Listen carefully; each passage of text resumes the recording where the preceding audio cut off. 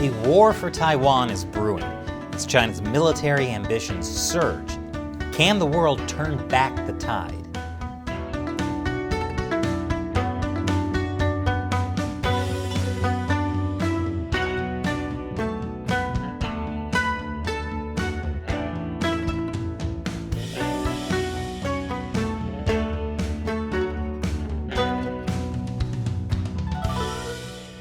Welcome to China Uncensored. I'm Chris Chappell. This episode is sponsored by Daily Peanut. The news can be a tough pill to swallow, especially when it's about war.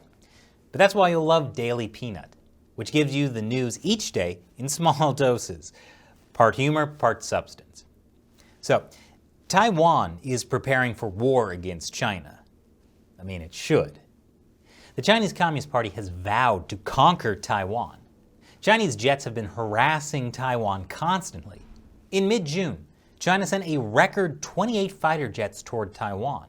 And recently, China deployed stealth fighter jets to their military units that monitor the Taiwan Strait. That deployment was announced on Chinese state-run media, which seems kind of counterproductive, since they're supposed to be stealth jets. Look at how stealthy our jets are.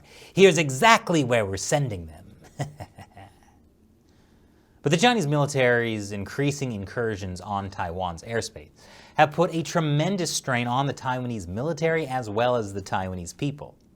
Now, in an interview with CNN, Taiwan's Foreign Minister Joseph Wu says Taiwan is preparing for war. So we need to prepare ourselves for a possible conflict. A war between Taiwan and China is in nobody's interest. At the time when China is trying to expand its authoritarian influence, Taiwan is on the front line. China's expanding authoritarian influence is exactly why the U.S. has been increasing support for Taiwan. That's true of both the Trump and Biden administrations, and that tells you something. Recently, the U.S. and Taiwan agreed to hold regular talks on issues ranging from technology supply chains to meat imports, following their first trade and investment framework agreement meeting in 5 years. And Taiwan is pushing for a free trade deal with the U.S.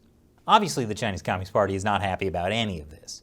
It interferes with their plan to make Taiwan completely dependent on China economically.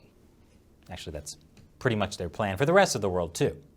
Anyway, the Communist Party has particularly been targeting Taiwan's Foreign Minister, Joseph Wu. Party member Zhu Fenglian, who's a spokeswoman for China's Taiwan Affairs Office, said Joseph Wu has repeatedly and arrogantly provoked Taiwan independence. We will take all necessary measures to severely punish such Taiwan independence diehards for life, in accordance with the law. Taiwan independence? Taiwan is independent. That's why it's not under communist control. As for the threats, Minister Wu has this to say. They cannot tolerate truth. And if they continue to say that they want to pursue me for the rest of my life, I'm not really concerned about that. So for that, I think it's an honor to be targeted by the Chinese government. I like this guy. A Chinese communist occupation of Taiwan would be a disaster for the Taiwanese people. Look at what's happened to Hong Kong. And Hong Kong was never even a fully independent democracy. To transform the democratic Taiwan into part of the authoritarian PRC would be brutal, which is why many countries are concerned about Taiwan. Japan's deputy defense minister says Taiwan must be protected as a democratic country. And yes, he called Taiwan the C word, country. He also said the world needs to wake up to China's threat to Taiwan. China responded by saying his comments were highly sinister, dangerous, and irresponsible. What's really sinister and dangerous is the Communist Party's military ambitions in the South China Sea. All of China's neighbors are worried. Chinese warplanes have skirted Malaysia, aimed at showing dominance.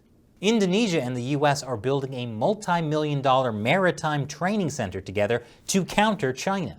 And the U.S. State Department just approved a multi-billion-dollar arms deal with the Philippines, the biggest one yet.